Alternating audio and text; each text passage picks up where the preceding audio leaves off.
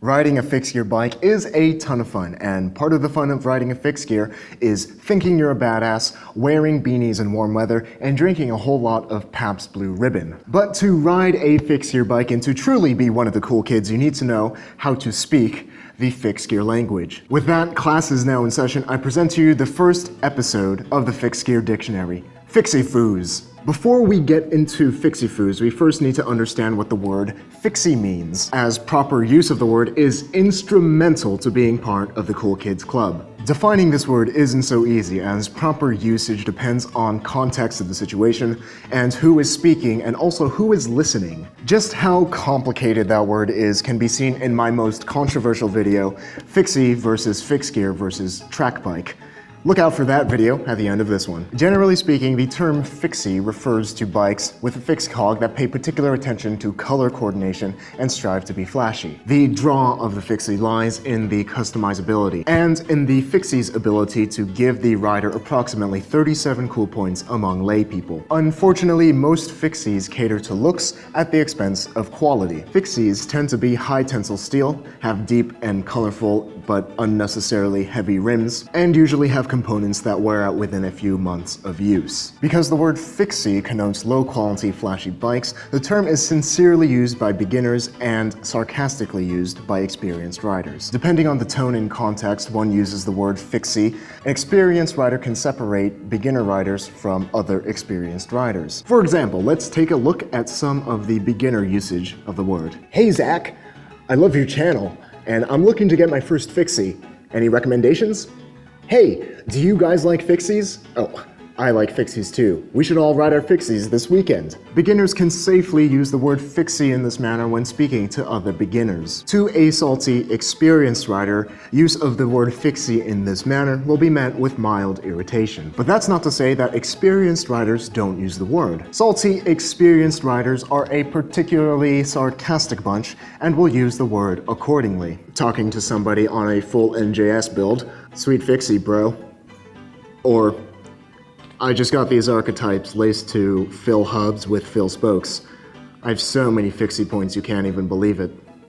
And I like riding fixies for the sweet skids and the sick nasty bar spins. Experienced riders don't usually use the term sincerely lest they risk being labeled a beginner, somebody who just doesn't get it, or being labeled a poser. With all that said, welcome to my fixie channel.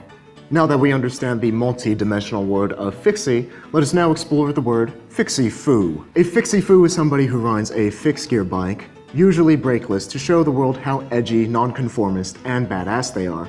Not that they care what you think. Fixie Foos can be spotted according to certain behaviors, such as skidding, whip, and otherwise, running through red lights, and a general disregard for their safety and the safety of others. They also build their bikes in a way that maximizes the badass image with a particular emphasis on stiffness and track-specific components. Fixie Foos are just a very small subset of the fixed gear community, but unfortunately are one of the most easily spotted.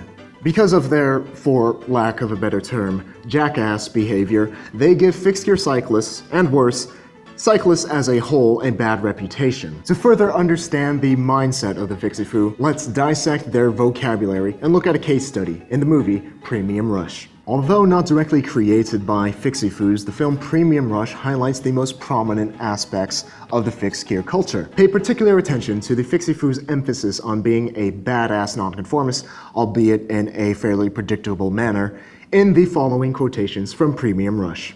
I can't work in an office. I don't like wearing suits. I like to ride. Fixed gear, steel frame, no brakes. Can't stop, and don't want to either. Brakes are death. Well, you know me, just running reds and killing peds. Although Joseph Gordon-Levitt did undergo some serious Fixie Foo training for this role, he himself and the writers are not Fixie Foos themselves. They offer just a representation, a perceptualization of the language that the Fixie Foos use. With that, let us unpack some common phrases that Fixie Foos actually use in our next riveting segment of the Fixed Gear Dictionary, Fixie Foos Say. Again, with the following phrases, pay particular attention to the Fixie Foos' focus on trying to be the hardest person in the world. Fixie Foos are so hard. I don't trust brakes. I trust my legs. Fixie Foos have a visceral need to point out the fact that they ride brakeless. And this phrase usually caps the conversation about how you need to take the brakes off of your bike and other criticisms about how you ride your bike. But fear not.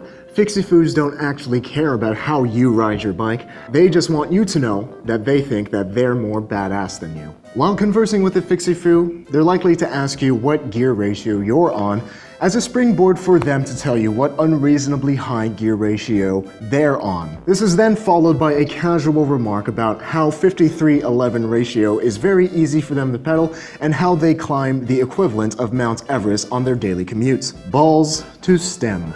It's no secret that Fixie Foos love to skid, and the longer your skid, the more Fixie Foo points you are rewarded. This has given rise to a skidding technique appropriately named balls to stem. A skid will become longer as one removes weight off of the rear wheel, which is desirable for a Fixie Foo because they want to do the skid stop minus the stopping part. Because remember their credo, can't stop, don't want to either. A very effective way to elongate one's skid is to place one's genitals on the stem while performing the skid. Hence, balls to stem. They aren't exactly the most politically correct bunch.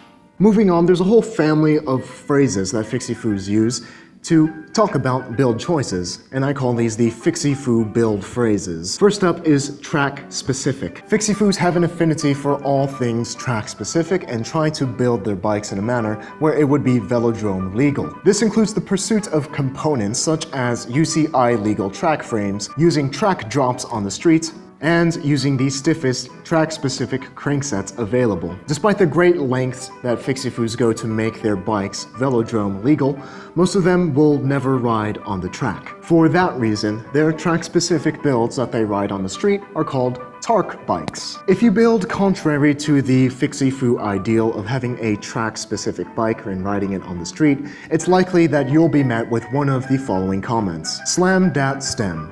This means that you should cut down your steer tube so that no spaces remain, regardless of proper fit, in order to make your bike ride as aggressively as possible while making it look cool, whatever that means. Even though most Fixie Foos lack the power output to benefit from incredibly stiff components, they will only accept the stiffest components on their bikes and your bike. Because of that, they may give you constructive criticism for your build, such as omniums are stiffer and needs deep rims. If you ride a steel frame that is less stiff than the Fixie Foos coveted oversized aluminum tubing frames, it's likely that you'll be met with one of the following questions. 1. Is it NJS? And 2. Can it bar spin? If you answered no to either or both of these questions, your street cred will definitely take a hit. So remember, don't trust brakes, trust your legs, run reds and kill peds, and omniums are stiffer. This has been the first episode of the Fixed Gear Dictionary. This will be a regular series that I'll make once per month, so if you have any words in the fixed gear language that you would like to have covered on the show, please do let me know in the comments. Also, if you have a video idea, please do suggest that in the comments below, because if I like it enough and if I can speak intelligibly about that topic, I'll make a video on it. And if you're new to the channel and you like this video, do yourself a favor and hit that subscribe button to get fixed gear videos just like this one sent straight to your sub box. And if you want to stay updated on the channel, please do give me a follow on Twitter and Instagram. And if you want to stalk me on my rides, give me a follow on Strava. And with that, I will see you all in the next video, and class is dismissed.